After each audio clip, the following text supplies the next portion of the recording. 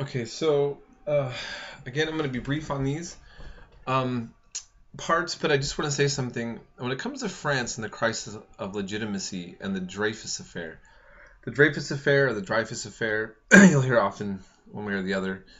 Um, I think not only it was kind of like the Trayvon Martin case, but let's say on a major scale, or something now that's hitting up an issue that divides Americans that have very strong opinions to the point where maybe a lot of people don't even know much on one side or the other, but they have strong passions and their own kind of reasons to take on a particular position. And so for intellects of the time, they took the support of this Captain Alfred Dreyfus, who was accused of espionage, we find out falsely, but he was Jewish.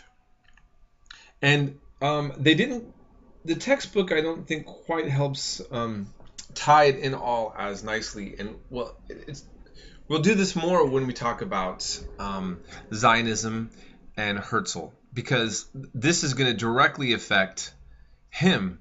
And you could say it's one of the weird shockwaves that actually helps create the state of Israel, for better or for worse, depending on anybody's different positions, our thoughts about the creation of modern Israel. The Dreyfus Affair is one of those significant events that indirectly is going to push towards a kind of Jewish nationalism that's going to lead to creating the state of Israel. Okay, so we'll get back to that more later. Russia and their Bloody Sunday, as it just mentions. Again, I kind of want to point out that Russia was having revolutions and conflicts before the Communist Revolution. And that you can see here by reading this text, 100,000 workers and their families attempted to present the Tsar a petition calling for higher wages, better working conditions, and political rights. And then what do the troops do? They fire on the unarmed crowd. With that kind of chaos and that direct violent reaction to the average Russian, it only makes sense that what's going to be happening there is going to escalate one way or the other. And the Russian monarchy is not going to get a clue about how to reform itself in a way to prevent a revolution from happening. So I just kind of want to talk about that. Okay, we'll go more later. Here's a picture from that event. Quite horrifying if you were there as a civilian. Talking a little bit about Ireland. Okay, so again, remember the British Isles. We have Great Britain. Here's Wales, who they conquered very early on. The word Wales or Wallace or Welsh in Anglo-Saxon meant foreigners or slaves. These were the Celts that were conquered really early on by the British. And then in Scotland, you're going to have the Highland Scots, which are more Celtic background. In the lowlands, such as my family's, my surname comes from Pollock, the lands of Pollock. There's going to be a lot of Anglo-Norman settlements that kind of come here on the borders that are an attempt to kind of control this area. It's going to seem that for a good amount of time, they're going to look at the Highland Scots as actually Irish, and they're going to see themselves more as Anglo-Saxon, but there's going to be over time also a really strong Scottish identity. I mean, what I'm saying is very complex, and for a Scottish nationalist, I could get myself into trouble right now. Just to say that Scotland has an interesting history of integrating things. I think I mentioned this before.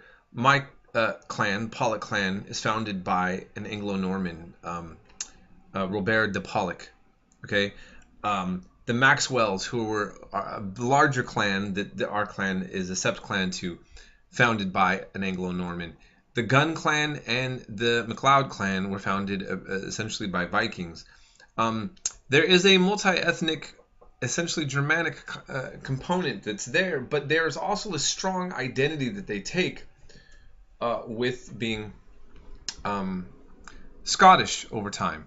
But essentially, you're going to have union, and that resolve with Scotland and all the conflicts. There's going to be a strong Scottish identity, and there's going to be an integration of a Celtic identity with an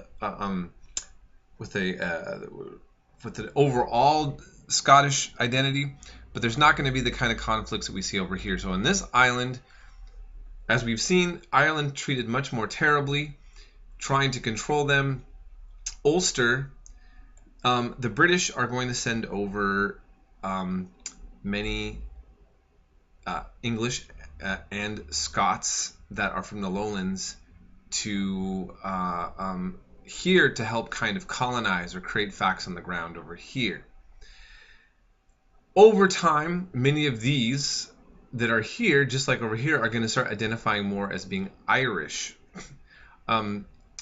as opposed to in connections to this, okay? And so Scots-Irish are often really referred to many Scottish that were sent there and then take on Irish identity. That would be such as the background of Andrew Jackson. My friend who's British told me that in Ulster there's actually murals dedicated to Andrew Jackson that they celebrate as a Scots-Irish. Just an interesting point.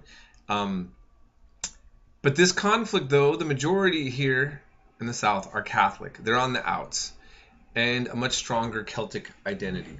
And there is the language of Irish. It's not English, okay? It's a Celtic tongue, just like that's in the Highlands. They have their own tongue, and the Welsh, okay? And so you're going to have also Protestants seeing themselves as Irish still more than Scottish, and then British, and there's going to be a big debate about separation or not. Okay, and so you may have heard that this conflict is still technically going on, but much more calmer.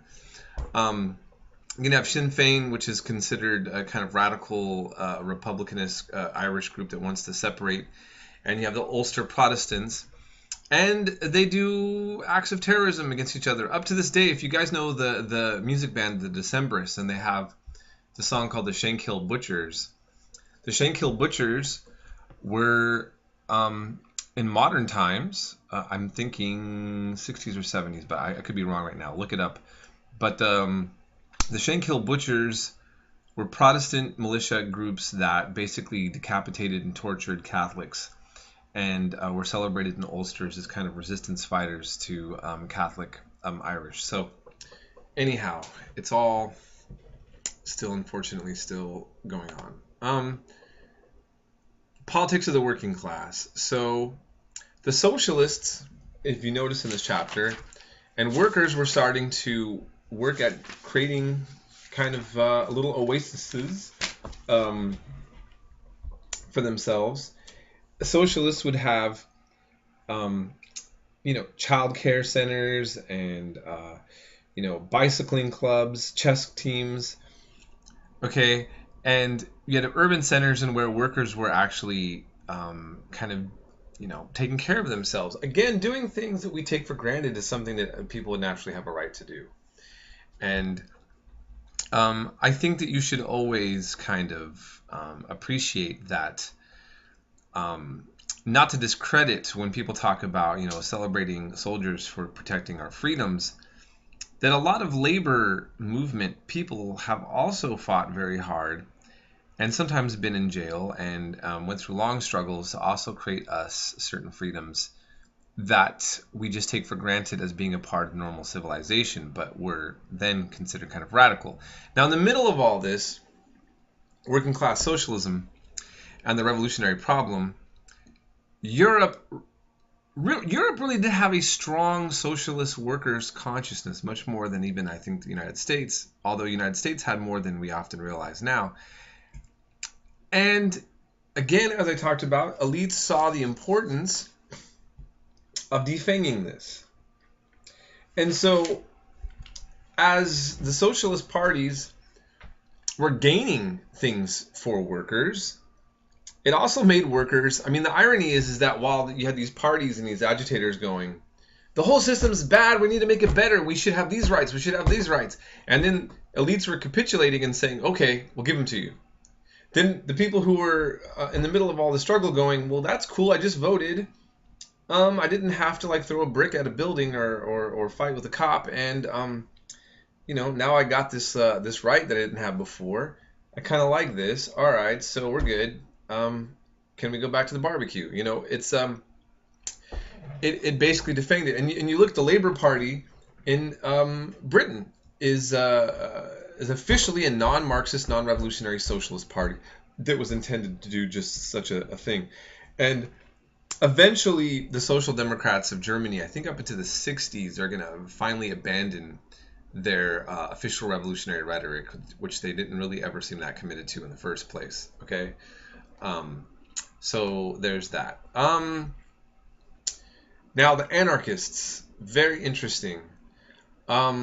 They don't talk much about Mikhail Bakunin, but Bakunin and Karl Marx were such an interesting relationship, and I think significant for this time period and what's going to escalate all the way into modern times.